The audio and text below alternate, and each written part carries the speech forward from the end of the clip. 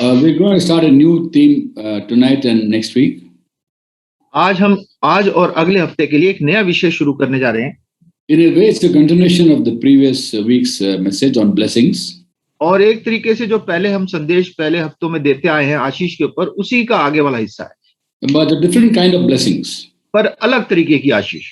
Last week we spoke about thanking God for unseen blessings. पिछली बार हमने मनन किया था परमेश्वर को धन्यवाद देना उन आशीषों के लिए जो हमें दिखाई नहीं देती। We spoke about different things which are unseen, but yet we know they are blessings, and we thank God for that and praise God for that. हम उन चीजों के लिए धन्यवाद देते जो हम नहीं देख सकते पर जानते कि वो आशीष है, और उसके लिए हम परमेश्वर को धन्यवाद देते हैं। And today and next week we're going to talk about blessings which we don't recognize as blessings.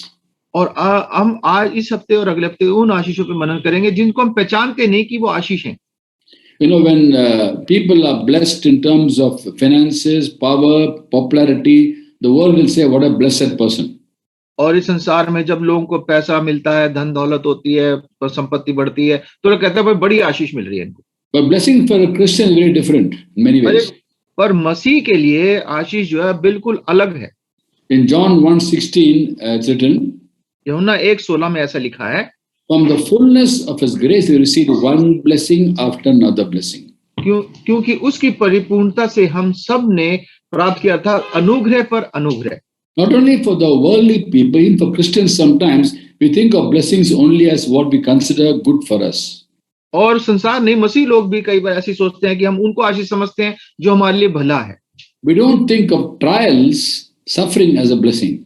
और हम परीक्षाओं को या समस्याओं को जो दुख हमारे जीवन में आते हैं उनको हम आशीष नहीं समझते। In James chapter 1:12 it's written, याकूब 1:12 में ऐसा लिखा है, blessed is the man who perseveres under trial. धन्य है वह मनुष्य जो परीक्षा में स्थिर रहता है, For when he stood the test, he will receive the crown of life which God has promised to those who love. क्योंकि वह खरा निकलकर जीवन का वह मुकुट पाएगा जिसकी प्रतिज्ञा प्रभु ने अपने प्रेम करने वालों को दी है। When we go through trials in the will of God because we obey God, trials are a blessing. जब हम प्रभु की इच्छा में परीक्षाओं में जाते हैं तो हमारे लिए वो परीक्षा आशीष बन जाती है। How many of us realize that suffering and trials are a blessing for us? हम में से कितने इस बात को समझते हैं कि ये परीक्षा और जो हमारे पास समस्याएं आती हैं वो हमारे लिए आशीष है। In the book of James chapter 5, 10 and 11 we read, याकूब 5वां अध्याय 10वीं और 11वीं आयत में हम पढ़ते हैं, James writes, याकूब ऐसे लिखता है, brothers, as an example of patience in the face of suffering, हे भाइयों, जिन भविष्यद्वक्ताओं ने प्रभु के नाम की बातें की और दुख उठाए, take the prophets who spoke in the name of the Lord. और उन्होंने दुख उठाने और धीरज धरने से एक आदर्श उनको एक आदर्श समझो। As you know, we consider blessed those who have persevered. हम धीरज धरने वालों को धन्य कहते हैं। You heard of Job's perseverance and you've seen what the Lord finally brought about. God is full of compassion and mercy. तुमने अय्यूब के धीरज के विषय में तो सुना ही है, और प्रभु की ओर से जो उसका प्रतिफल हुआ उसे भी जान लिया है। Now in the Old Testament, where the psalmist talks about how the worldly people, what their idea of blessing is. और दाऊद जो है अपने भजन में लिखता है कि कैसे संसार के लोगों की जो उनके नजरिए में धन्य आशीष क्या है। In Psalm 49 verses 16 to 20, भजन 49 उसकी 16 से 20वीं आयत में हम पढ़ते हैं, written, वहां ऐसा लिखा है, do not be overawed when a man grows rich. जब कोई धनी हो जाए तो उसके घर का वैभव बढ़ जाए तो तू भय ना खाना। When the splendor of his house increases, जब उसके घर का वैभव बढ़ जाए, for he will take nothing with him when he dies, क्योंकि वह मरकर कुछ भी साथ ना ले जाएगा, and his splendor will not descend with him. और ना उसका वैभव उसके साथ कब्र में जाएगा। Not ascend but descend. और वो ऊपर नहीं जाना, नीचे भी नहीं जाएगा उसके साथ। Even though while he lived he counted himself blessed, चाहे वो जीते जी अपने आप को धन्य कहता रहे, and men praise you when you prosper, और जब उसकी भलाई करता है तो लोग उसकी प्रशंसा करते हैं, he will join the generation of the fathers who will never see the light of life. तो अभी वह अपने पुरखाओं के समाज में मिला जाएगा जो कभी उजियाला नहीं देखेंगे। A man who has riches without understanding is like the beasts that perish. मनुष्य चाहे प्रतिष्ठित भी हो परंतु यदि वे समझ नहीं रखते तो वे पशु के समान है जो मर मिटते हैं। So people grow rich and very powerful. Others say, "Oh, yeah, blessed person, blessed person." तो जब मनुष्य जो है बड़े धनी हो जाते हैं और बहुत उनके पास तरक्की होती है तो लोग कहते हैं भाई बड़ा धन्य व्यक्ति है। We can have all these things, but we don't have knowledge of God. We are like the beasts that perish. पर अगर हम ये सब चीज होने के बावजूद परमेश्वर का हमारे पास ज्ञान नहीं है तो हम पशु के समान है जो मर मिटते हैं। The psalmist says they will never see the light of life. और भजन लिखने वाला कहता है कि वो जीवन का प्रकाश नहीं देखेंगे, Even though people say they are blessed people. जबकि लोग उनको कहते हैं कि वे बड़े धन्य लोग हैं। In John 8:12, Jesus says, यूहन्ना 8:12 में प्रभु यीशु मसीह ऐसे कहते हैं, I am the light of this world. मैं जगत की ज्योति हूं। He who follows me will not walk in darkness, but will have the light of life. जो मेरे पीछे हो लेगा वह अंधकार में ना चलेगा परंतु जीवन की ज्योति पाएगा। You can have everything in the world and people say you're a blessed person. You have no light of life, then you are like the beast. अगर हमारे पास संसार की सब चीजें हो जिसको लोग धन्य आशीष बोलते हैं पर परमेश्वर का ज्ञान नहीं है तो हम एक पशु के समान। Who has the light of life? ये जीवन की ज्योति किसके पास है? Those who know Jesus. जो प्रभु यीशु मसीह को जानते हैं। He is the light of the world. प्रभु यीशु मसीह जगत की ज्योति है। And when you follow him, we'll have the light of life. और जब प्रभु यीशु मसीह के पीछे चलते हैं तो हमारे पास जीवन की ज्योति होती है। And when we follow him, we'll face difficulties. और जब हम प्रभु यीशु मसीह के पीछे चलते हैं तो समस्याएं आएंगी। And these difficulties are blessings. और ये समस्याएं जो हैं वो आशीष हैं। How many of us thank God for the trials we face as Christians? हम कितने मसीह हम में से हैं जो हमारे पास जो समस्याएं आती हैं, परीक्षाएं आती हैं, उसके लिए प्रभु को धन्यवाद दे दें। Because these trials are a blessing for us. क्योंकि ये जो परीक्षाएं हैं हमारे लिए आशीष हैं। And we must understand why they are blessings. What are the blessings? हमें समझना है कि कैसे हमारे लिए आशीष है। And as James wrote, we consider blessed those who persevere. तो जैसे याकूब लिखता है जो इसमें सफल रहते हैं और लगे रहते हैं परीक्षा में वो सफल होते हैं। The world considers those who are rich and powerful and popular as blessing, whereas for Christians, those who persevere are blessings. Are blessings for us. संसार में जो लोग बड़े धन संपत्ति पाते हैं उनको आशीष लोग समझते हैं, पर हम जो है जो परीक्षाओं में सफल रहते हैं और बने रहते हैं वो आशीषित हैं। First of all, we must ask ourselves, when we go through trials, is it because we obey God or because we do something wrong? सबसे पहले हमें अपने से ये प्रश्न पूछना है जब समस्या आती है कि क्या ये परीक्षा इसलिए आई कि मैं प्रभु की आज्ञा मानी या मैंने कुछ गलती करी इस कारण से आई। And the Holy Spirit will give us a counsel to know why we're going through trials. और पवित्र आत्मा जी हम जो हमारे सहायक है वो हमें बताएंगे कि हम क्यों इस समस्या में से जा रहे हैं। He's a counselor. क्योंकि वो सहायक है। In 1 Peter chapter 4, पहला पत्रस 4 अध्याय from verse 12, Peter writes, और उसकी 12वीं आयत से आगे पत्रस ऐसे लिखता है, Dear friends, don't be surprised at the painful trial of suffering as though something was strange were happening to you. अन्य जातियों के में तुम्हारा चाल चलन भलाओ इसलिए कि जिन जिन बातों में वे तुम्हें कुकर्मी जानकर बदनाम करते हैं वे तुम्हारे भले कामों को देखकर उन्हीं के कारण कृपा दृष्टि के दिन परमेश्वर की महिमा करें। But rejoice in the sufferings of Christ, it will be overjoyed when His glory is revealed. Yeah, I read it completely. Complete till verse 16. No, only 12 I read. Read verse 16 till verse 16 in Hindi. Read it. I won't quote it in English. Okay, 16 तक पढ़ दें। 1 Peter 4 chapter 12 to 15. Let's say 15. Yes. हे प्रियो, जो दुख रूपी अग्नि तुम्हारे परखने के लिए तुम में भड़की है, इसे यह समझकर अचंभा ना करो कि कोई अनोखी बात तुम पर बीत रही है, पर जैसे जैसे मसीह के दुखों में सहभागी होते हो आनंद करो, जिससे उसकी महिमा प्रकट होते समय तुम भी आनंदित और मग्न हो। फिर यदि मसीह के नाम से तुम्हारे लिए निंदा की जाती है तो धन्य हो, क्योंकि महिमा का आत्मा जो परमेश्वर का आत्मा है तुम पर छाया करता है। तुम में से कोई व्यक्ति हत्यारा या चोर या कुकर्मी होने या पराये काम में हाथ डालने के कारण दुख ना पाए, पर यदि मसीह होने के कारण दुख पाए तो लज्जित ना हो, पर इस बात के लिए परमेश्वर की महिमा करो। Praise the Lord. So the question, why are we suffering? Are we suffering because some mistakes were made, as Peter writes, murder, thief, or a criminal, or a meddler? But if you suffer as a Christian, don't be ashamed, but praise God that you bear that name. तो जब हम हमारे पास समस्या आती है तो हमें भी, जैसे पतरस यहाँ पे बोल रहा है, कि अपने आप को जांचना है कि ये हत्या करना, चोरी, कुकर्म या पराये काम में हाथ डालने की वजह से है या परमेश्वर की आज्ञा मानने से। अगर उससे है तो हमें परमेश्वर की महिमा करनी है। So once we understand it's because of some mistake we made, then we repent and God will not hold it against us. और अगर हम इस बात को जब समझते हैं कि हमारी गलती के कारण से हुआ है, तो हमें एकदम से क्षमा मांगना है, परमेश्वर के पास वापस आ जाना है। But it's not because something wrong we have done, but because as believers in Christ, when we face trials, they are blessings for us. पर अगर हम ये देखते हैं कि हमारी परमेश्वर की आज्ञा मानने की वजह से है, तो हमारे को इसके लिए बड़े आशीषित होना है, हमें धन्यवाद देना है, क्योंकि ये परीक्षाएं जो है हमारे लिए आशीष का कारण है। What is the first blessing of trials? Most important blessing. तो सबसे पहली परीक्षा की जो आशीष, जो सबसे महत्वपूर्ण है, वो कौन सी है? And I want to take it from the life of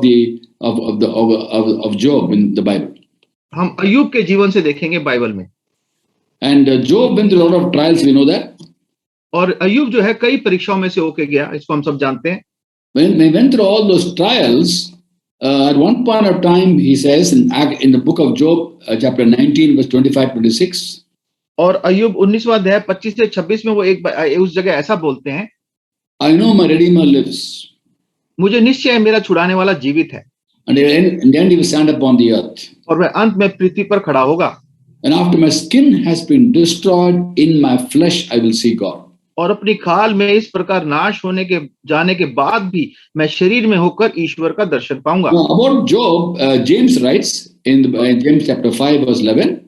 और अय्यूब के बारे में याकूब लिखता है, याकूब 5वां अध्याय उसकी 11वीं आयत में, How God is full of compassion, mercy, and what God finally brought about in Job's life. अय्यूब जो कैसे परमेश्वर जो दयालु था, उसने कैसे अत्यंत करुणा के कारण उस पर अपनी दया प्रकट करी है। To ask any Christian what did God bring about in Job's life, in the end they will say God doubled his possessions. अगर आप किसी से पूछो भाई अय्यूब को बाद में परमेश्वर ने क्या आशीष दी, तो आप सब कहेंगे कि उसकी जो संपत्ति थी उसको दुगना कर दिया। He has 7,000 sheep, 3,000 camels, 500 yoke of oxen, 500 donkeys. उसके पास 7,000 भेड़ें थी और 3,000. एक एक करके बोले भाई। Okay, I'll try to repeat once again. अच्छा 14,000, उसके पास 14,000 भेड़ बकरियां, बाद में या पहले? पहले. आप बताइए फिर।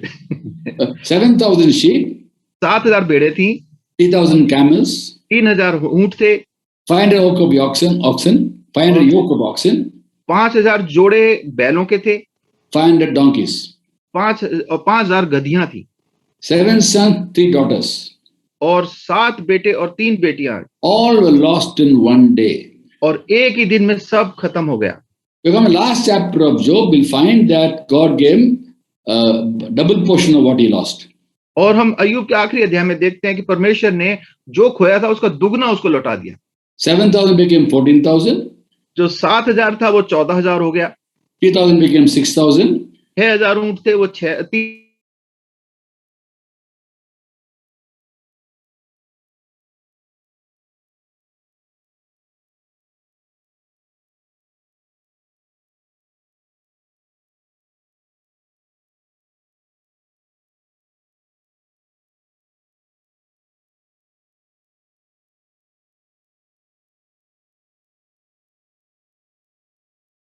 संपत्ति दुगनी हो गई। उसकी संपत्ति को देखे बड़ी आशीष दी। But God is something far greater than that. पर परमेश्वर उससे और भी ज्यादा बढ़कर करने जा रहा था। When he went through all the trials, he's crying out to God for the knowledge of God. जब वो समस्याओं में से आ रहा था, वो परमेश्वर की ओर चिल्ला के कहता है, प्रभु के ज्ञान के बारे में जानना चाहता है। I know my Redeemer lives, and the end of the earth will stand upon the earth, end of my life. और वो कहता है कि मैं जानता हूं मेरा छुड़ाने वाला जीवित है, और इस पृथ्वी अंत में मैं उसको देखूंगा। And after my skin has been destroyed, I will see God.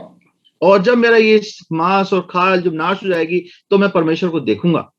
The last chapter of Job, 42nd chapter, verse 5, we read.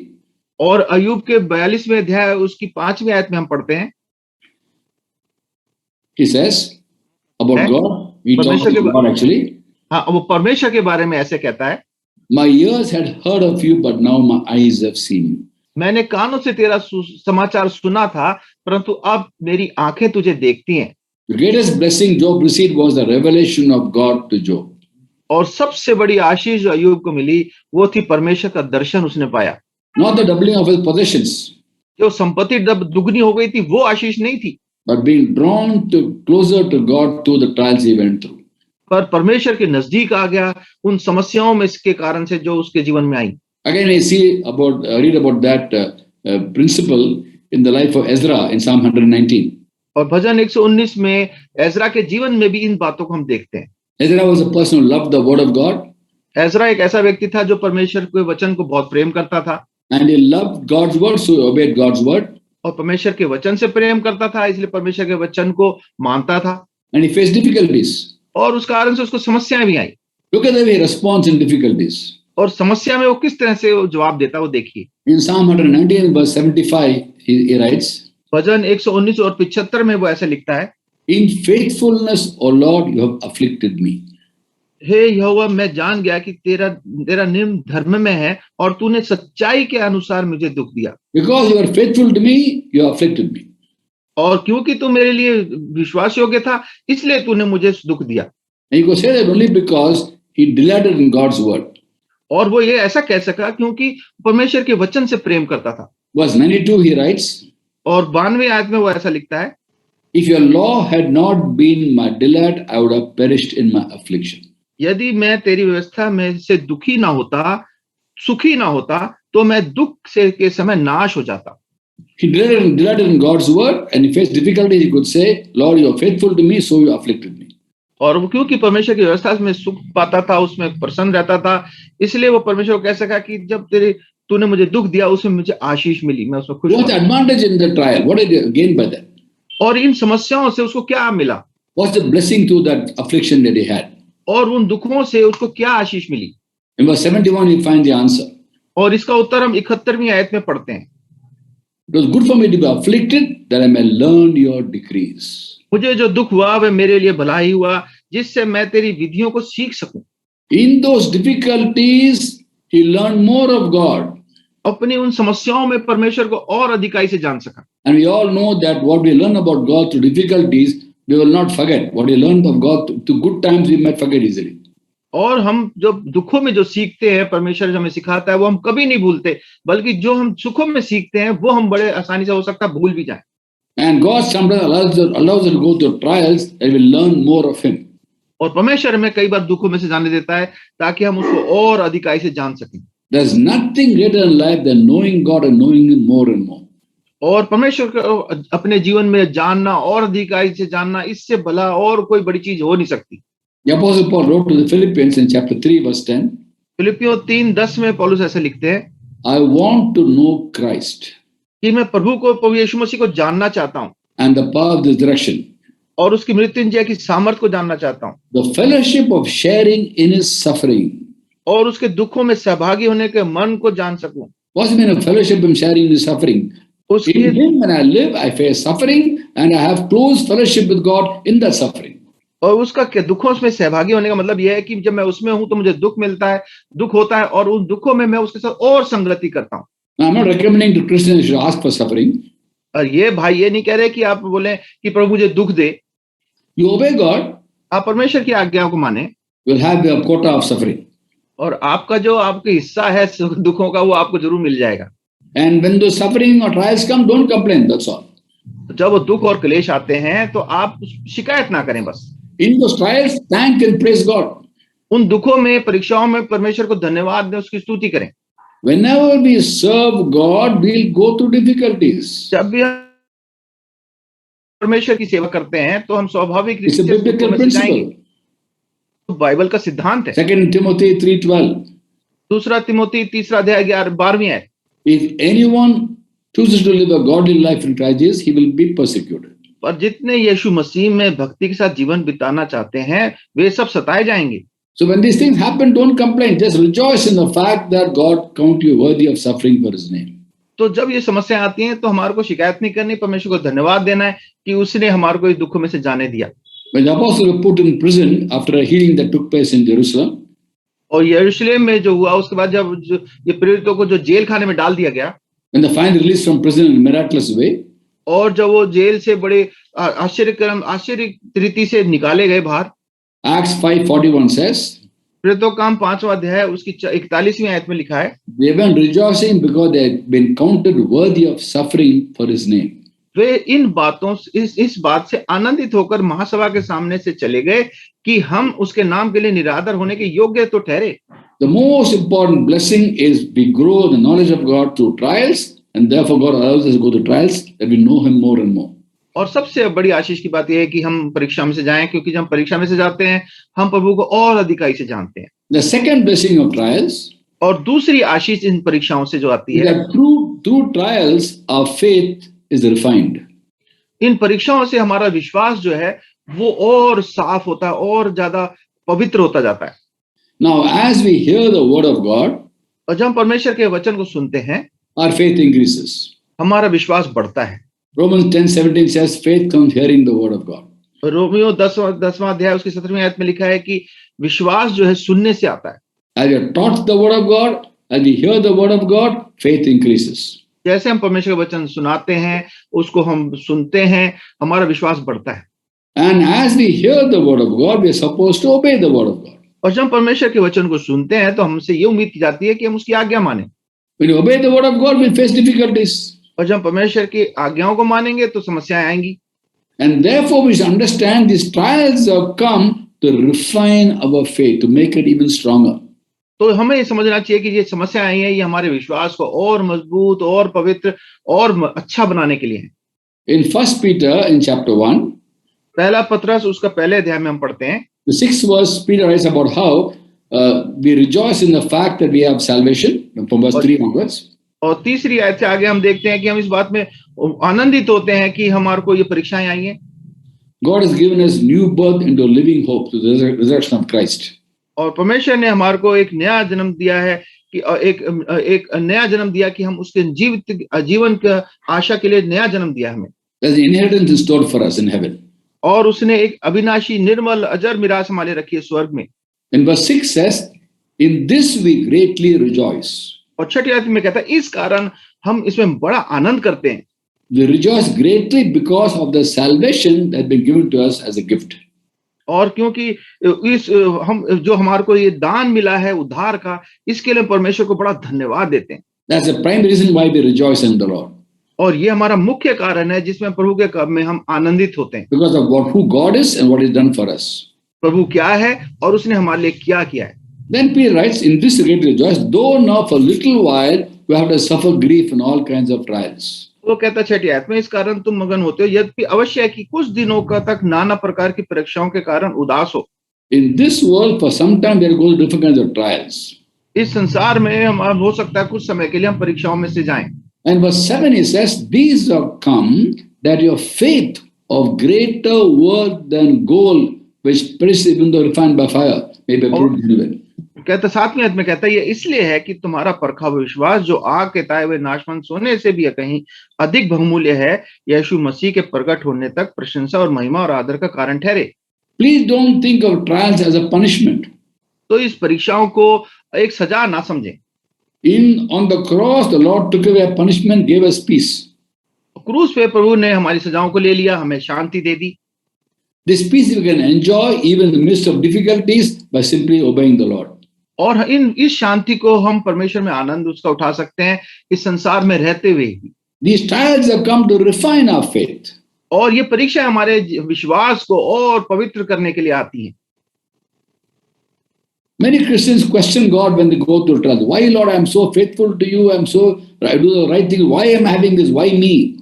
और बहुत से मसीह लोग परमेश्वर से प्रश्न पूछने लगते हैं कि मैं तो आपकी आज्ञा मान रहा हूँ, आपकी चल रहा हूँ, और मेरे साथ ही मेरे ऊपर ये परीक्षा क्यों आ रही है? Are you punishing me? Why are you punishing me? आप मुझे सजा क्यों दे रहे हो? किस बात की सजा दे रहे हो? It's not a punishment. It's a training for our increase of faith. पर ये सजा नहीं है, ये तो हमारे विश्वास को बढ़ाने के लिए एक तरह से व्यायाम हो रहा है। It's a blessing to refine our faith. और ये आशीष है ताकि हमारा विश्वास जो है और पवित्र हो जाए। This is what Peter wrote in the first century. और ये पत्रस लिखता है पहली शताब्दी में इस बात को लिखा around 60 AD. और 16वीं शताब्दी में ईसा के बाद वो लिखता है इस बात में। Hundreds of years before that, Job writes, और उसे कई 100 साल पहले अय्यूब लिखता है, who lost everything in one day. जिसने सब कुछ एक ही दिन में खो दिया था। In the book of Job, 23rd chapter verse 10.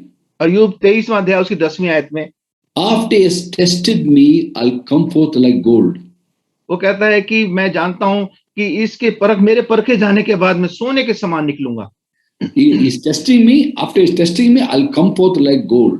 वो कहता है मुझे वो परख रहा है और जब मुझे वो ता लेगा तो मैं सोने के समान निकलूंगा। And today we know that God never allows you to be tested more than you can bear.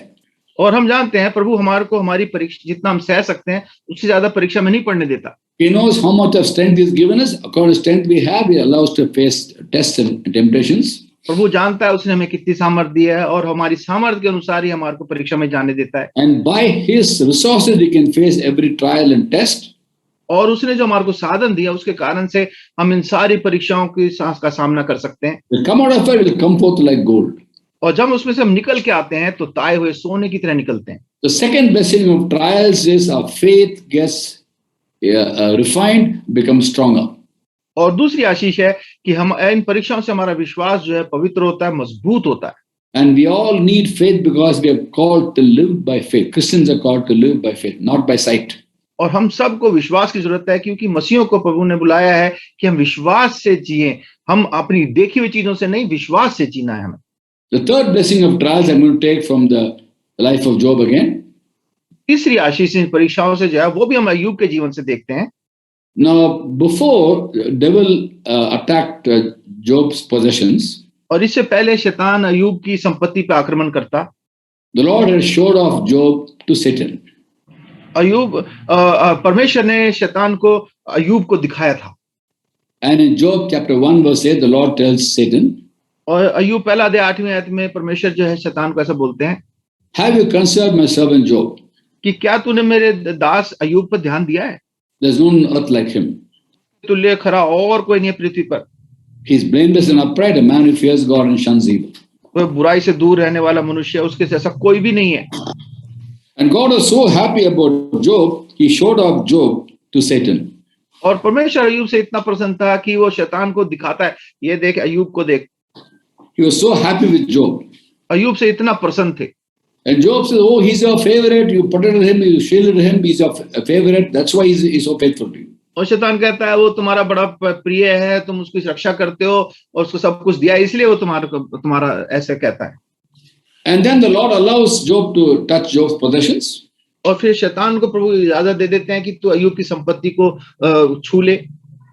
And Job never complained. In fact, the first thing he does is, when he heard about all the possessions going away in a single day, in Job chapter 1 verse 20 we read, और जब उसकी सारी संपत्ति बाल बच्चे सब एक ही दिन में खत्म हो जाते हैं तो अय्यूब पहले अध्याय की 20वीं आयत में वो कहता है, he fell down and worshipped God. वो भूमि पर गिरकर परमेश्वर को दंडवत करता है। Again, God spoke about Job to Satan. और फिर प्रभु जो है अय्यूब के बारे में शैतान से बोलते हैं। Job chapter 2 verse 3. अय्यूब दूसरा अध्याय उसकी 3री आयत में, Have you considered my servant Job? कि क्या तूने मेरे दास अय्यूब पर ध्यान दिया? There's no one on earth like him. पृथ्वी पर उसके तुल्य कोई खरा नहीं है। He blameless and upright, a man who fears God and shuns evil. सीधा और मेरा भय मानने वाला है, बुराई से दूर रहने वाला मनुष्य और कोई नहीं है। And God added something else. और परमेश्वर ने उसके साथ कुछ और भी बात जोड़ दी। He still maintains integrity, even though you incited me to harm him without any reason. और यद्यपि तूने मुझे बिना किसी कारण सत्यानाश करने को उभारा तो भी वह अभी तक अपनी खराई पर बना है। God himself says without any reason. प्रभु कह रहे हैं कि बिना कारण के। And ill-informed Christians sometimes say that Job got what he feared most based on Job 3:25. और बहुत से मसीह लोग झूठे जो मसीह वो कहते हैं कि अय्यूब को वही मिला जो अय्यूब 3रा अध्याय 25वीं आयत के अनुसार उसको जो इसका डर था वही उसको मिल गया। Because he feared that this thing happened to him. और क्योंकि वो मरने से डरता था इसलिए वो मरा नहीं। But God never said that. God said without a reason said himself to him to God to attack Job. और पर प्रभु ने उसको ऐसा कुछ नहीं कहा, वो प्रभु ने खुद शैतान ने उसको उभारा कि उसको सजा दे। Now the thing is, God was so happy with Job, and even after difficulties, he's praising God. He's not complaining. और अय्यूब के जीवन में इतनी समस्या आने के बाद भी परमेश्वर को कुछ भी भला बुरा नहीं कह रहा, परमेश्वर की आराधना ही कर रहा, धन्यवाद ही दे रहा। His wife told him, "Curse God and die." की पत्नी कहती है परमेश्वर को श्राप दे और मर जा। But Job says, He is given, he has taken, God's name be praised. और अय्यूब कहता है परमेश्वर ने दिया, उसने ले लिया, उसके नाम की महिमा हो। And God is so happy with Job, he showed off Job. और You see. परमेश्वर उससे इतना प्रसन्न हुआ कि उसने अय्यूब को दिखाया सबको। Now, let's understand, when we respond to difficulties without complaining but praising God, और जब हम परमेश्वर को धन्यवाद देते हैं अपनी समस्याओं में बिना शिकायत करे हुए उसको धन्यवाद देते हैं, have you considered the possibility that at that time God will show you off even to Satan? आप क्या इस बात की कल्पना कर सकते हैं, हो सकता है प्रभु आपको दिखाए शैतान को। You know, when my wife fell sick, the day I became a believer, the same day I became a believer. और भाई का जिस दिन उद्धार हुआ उसी दिन भाई की पत्नी बीमार हो गई। I was in Germany on May 25th, 1980, I accepted Christ. और मई 25 को 1985 में भाई इनका उद्धार हुआ। 1980. 1980 में Same day, my wife was in Bangalore, in India, and she was attacked by the evil one. She lost her mind. और उसी दिन शैतान ने भाई की पत्नी के दिमाग पे आक्रमण किया और वो उनका दिमाग जो है वो मानसिक रीति से असंतुलित हो गया। When I heard about it, और भाई को जब ये बात का पता चला, I came back to India to meet her. They told me about that 3 weeks later only. और 3 हफ्ते के बाद ही भाई को उन्होंने बताया कि ऐसी ऐसी बात होगी। भाई वापस मिलने के लिए आए। I came back to India and she was in hospital undergoing shock treatment. और वो भारत में आए और उस समय वो बड़ी उनको करंट लगा के उसको इलाज कर रहे थे। I came to India. My wife is already in India. I came to India to see her. हाँ, भाई भारत में आए क्योंकि पत्नी तो भारत में ही थी। And then evil one spoke to me. Devil spoke to me. और शैतान ने भाई से बात करी। Oh, when you are not knowing your newfound faith, everything was fine with you. Now you're given a life to Christ. See what's happened to your wife. और तू जब तेरा उद्धार नहीं हुआ था, जब नया जीवन तेरे को नहीं मिला था, तेरा सब कुछ ठीक ठाक चल रहा था, अब तूने प्रभु को ये तू ऐसा इसमें मान लिया है तूने, अब देख तेरी पत्नी बीमार हो गई। See what God has done for you. प्रभु ने तेरे लिए क्या कर दिया। And fortunately, by the grace of God, before the devil spoke to me, God had spoken to me about Job's life. और बड़ी किस्मत की बात, बड़ी खुशी की बात ये रही कि इससे पहले कि शैतान बोलता, परमेश्वर ने अपने वचन से अय्यूब के जीवन से भाई से बात कर ली थी। And I told the devil, don't come and talk to me. और भाई ने शैतान को बोला, तू मेरे से बात ना कर।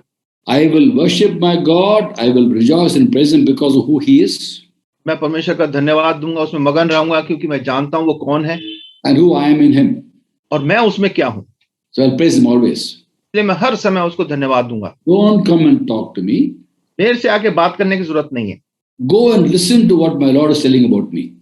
जाके प्रभु से सुन मेरे बारे में, मेरा प्रभु मेरे लिए क्या बोल रहा है। He'll be showing me off to you. मेरा प्रभु तुझे दिखाएगा, बड़े घमंड से तुझे दिखाएगा। He will not say no like Rajkumar. That he will not say. ये नहीं कहेगा कि राजकुमार के जैसा और कोई नहीं है। But when I praise and worship God, God is so happy, he will show me off to you. He will talk well about me to you. Go and listen to the devil. जब मैं प्रभु का धन्यवाद दूंगा, उसको उसकी महिमा करूंगा, तो प्रभु बड़ा खुश होगा, तुझे दिखाएगा, जाके देख मेरे दास। So the devil go and listen to what Jesus is saying about me. तो इसलिए भाई ने उसको बोला कि जाके प्रभु यीशु मसीह की सुन, वो मेरे बारे में क्या कह रहे हैं।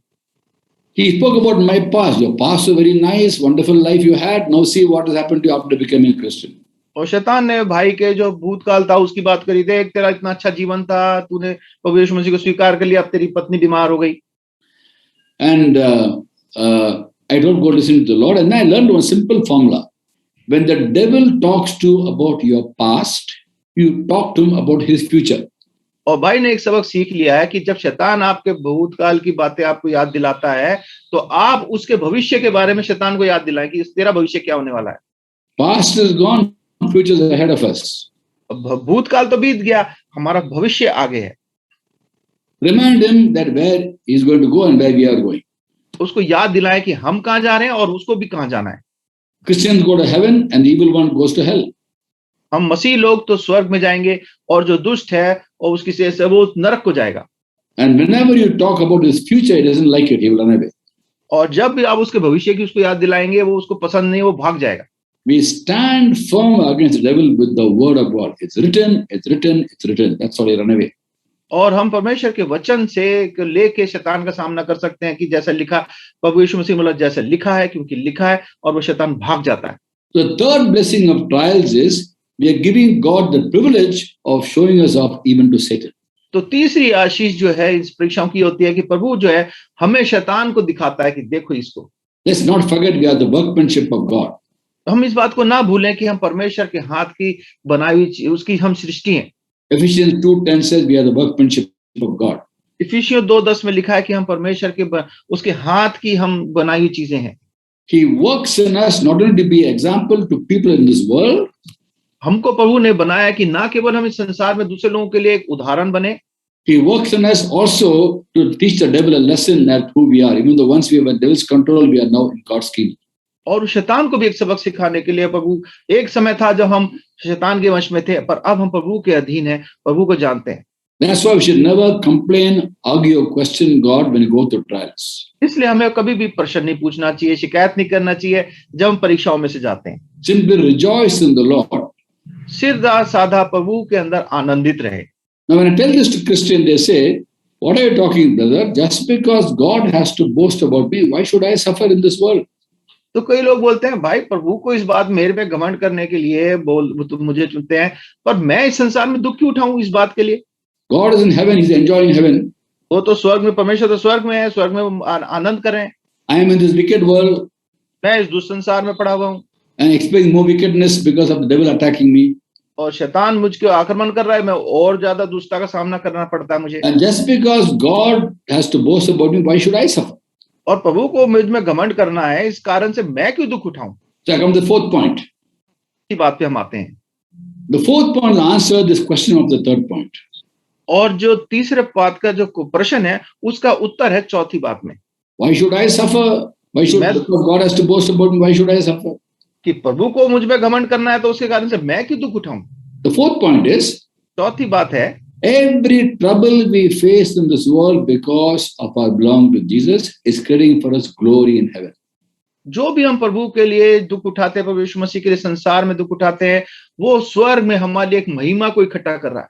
We are storing rewards in heaven. स्वर्ग में हम बड़े इनाम इकट्ठा कर रहे हैं। In 2 Corinthians 4th chapter 6, 7, 8, 16, 17, 18. दूसरा करंथियों चौथा अध्याय 16 से 18वीं आयत में हम पढ़ते हैं, Though outwardly we are wasting away, जब हम भारी मनुष्य तरह हमारा नाश भी होता जाता है, inwardly we renewed day by day.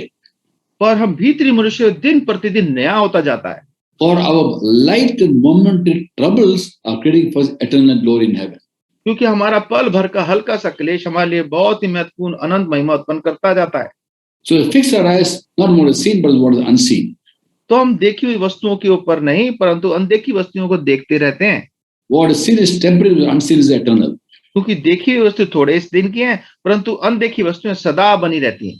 So all the troubles we are facing in this world, those troubles are creating for us a glory in heaven. और ये जब संसार में जो हम दुख उठा रहे हैं, ये सारी दुख जो है स्वर्ग में हमारे लिए बड़ी महिमा इकट्ठा कर रहे हैं। In Romans chapter 8, 17, 18, Paul writes, Romeo 8वां अध्याय 17-18 में पौलुस लिखता है, if you are children, we are heirs. यदि हम संतान हैं तो वारिस भी हैं, Heirs of God and co-heirs with Christ. तुम परमेश्वर के वारिस और मसीह के संगे वारिस हैं। If indeed we share in our suffering, not we share in his glory. जबकि हम उसके साथ दुख उठाएं तो उसके साथ महिमा भी पाएं। So that sufferings we go through here are creating for us glory in heaven. तो इस दुख संसार में जो दुख हम यहाँ पे उठाते हैं, उससे स्वर्ग में हम अपने लिए महिमा इकट्ठा करते हैं। 18th verse, Paul writes, Romans 8:18. Romeo 8:18 में पौलुस लिखते हैं, I consider that present suffering is not worth comparing the glory to be given to us. क्योंकि मैं समझता हूं कि इस समय के दुख और क्लेश उस महिमा के सामने जो हम पर प्रकट होने वाली है कुछ भी नहीं है। The ratio of glory to suffering is so high, it's not worth comparing. Not तो जो worth talking about. So much of glory in heaven, rewards in heaven. स्वर्ग में जो हमारे को इतनी महिमा हमारे रखी है, वो संसार के क्लेश उसके सामने कुछ भी नहीं है। Not worth comparing, he says. उसकी तुलना करना ही बेकार है, वो योग्य ही नहीं है। And therefore, when we understand these things, we rejoice in trials. तो इस बात को जब हम समझते हैं तो हम अपनी परीक्षाओं में बड़े आनंदित होते हैं। Now, of course, we don't see those things. I told you last week, they're unseen blessings. और पिछले हफ्ते जैसे हमने देखा था, ये आशीषों को हम देख नहीं पाते हैं। But even though we can't see with the physical eyes, we can know through the Spirit. पर चाहे हम अपनी शारीरिक आंखों से ना देख पाए, पर अपनी आत्मा में इसको हम जान लेते हैं। In 1 Corinthians chapter 2, पहला करंथियों 2 अध्याय 9 and 10 we read, कि 9वीं-10वीं आयत में हम पढ़ते हैं, no eye has seen, जो आंखों ने नहीं देखी, no ear has heard, ना कान ने सुनी, no mind is conceived, but God is prepared for those who love him. और जो बातें मनुष्य की चित्त में भी नहीं चढ़ी वे ही हैं जो परमेश्वर ने अपने प्रेम रखने वालों के लिए तैयार किए हैं, But he revealed to us through his spirit. पर वो अपनी आत्मा के द्वारा हम पर प्रकट किया है। So in trials, when we walk in step with the Holy Spirit of God, he will counsel us, encourage us to know every trouble we face here is giving us corresponding reward in heaven. तो हम जब इस संसार में दुख उठाते हैं तो पवित्र आत्मा जी के अनुसार चलते रहते हैं, तो हमारे को पता चलता है कि एक एक दुख के बदले में हमारे लिए स्वर्ग में बड़ा एक इनाम इकट्ठा हो रहा है। So praising God in difficulties will not be a problem at all. It will not be difficult for us at all. तो इस संसार में अपने दुखों के लिए परमेश्वर को धन्यवाद करना हमारे लिए कोई दुख बड़े परेशानी की बात नहीं होगी, God will remind us about the fact that we are storing treasures in heaven. क्योंकि परमेश्वर का वचन हमें याद दिलाता है कि हम इन परीक्षाओं में के द्वारा से अपने लिए स्वर्ग में बड़ा धन इकट्ठा करते हैं। And the Lord, in doing the Sermon on the Mount, he told the people listening to him, 6th chapter of Matthew from verse 19, और मत्ती 6वां अध्याय उसकी 19वीं आयत से आगे प्रभु यीशु मसीह ने पहाड़ी संदेश में लोगों को बोला, don't serve rewards on earth, serve rewards in heaven. इसलिए पृथ्वी पर धन इकट्ठा ना करो, पर स्वर्ग में अपने लिए धन इकट्ठा करो। We store rewards in heaven by walking with God, obeying him, and joyfully facing difficulties as a result.